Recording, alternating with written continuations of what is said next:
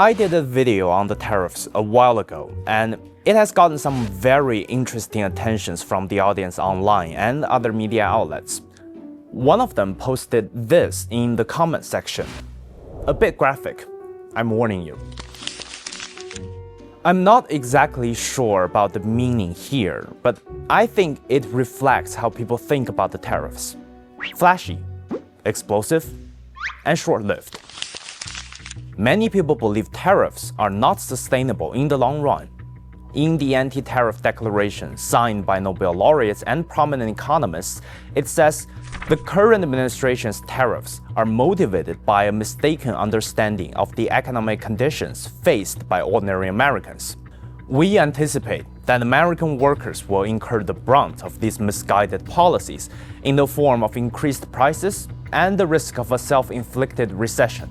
Over the past several weeks, I have observed that many countries are basing their strategies on it, hoping that the Trump administration will give ground as time goes by because it's no longer politically sustainable.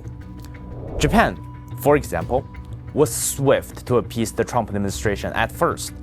Its Prime Minister Shigeru Ishiba was only disappointed that Japan was not exempt from the reciprocal tariffs when they were announced, and within days of the announcement, 2 senior officials were sent to the United States to prepare for the tariff talks.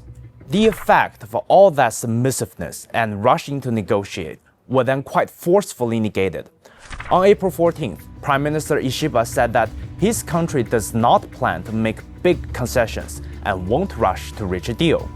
Several days later, Japan's top tariff negotiator, Ryosuke Akazawa, returned from Washington with a simple message: we're not going to make a quick deal. It's difficult to say how long it will take to bridge the gap.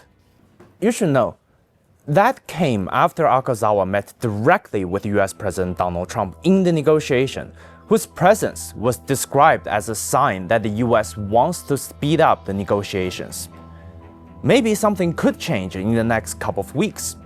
But so far, the White House hasn't succeeded in reaching any deals with any of its trading partners. Remember, these are bilateral negotiations, with the United States, the world's top economy, channeling all its economic strengths into coercion. That's saying something about where the world stands.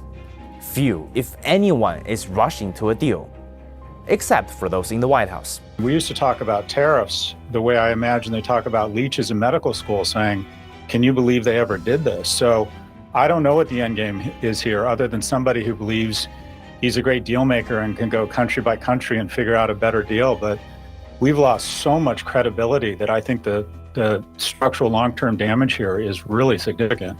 I would like to caution against people betting that the Trump administration could let the tariffs go. Tariffs is more than an economic tool. It's a political identity. The core of Trump's popularity isn't based on a rational deliberation of policies.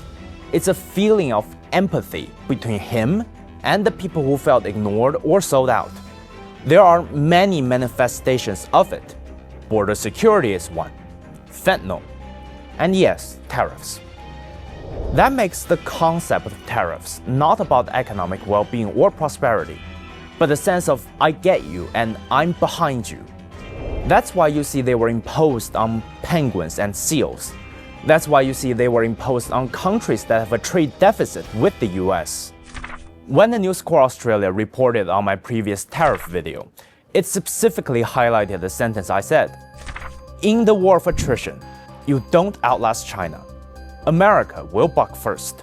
I think they've put the emphasis on America will buck first. But it was the war of attrition that was the most important part.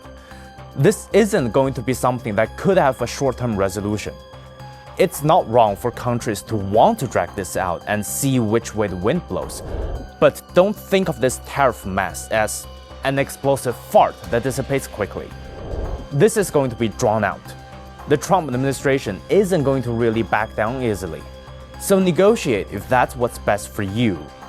But do that with a rock in your hand. And keep one eye on the lookout for opportunities elsewhere.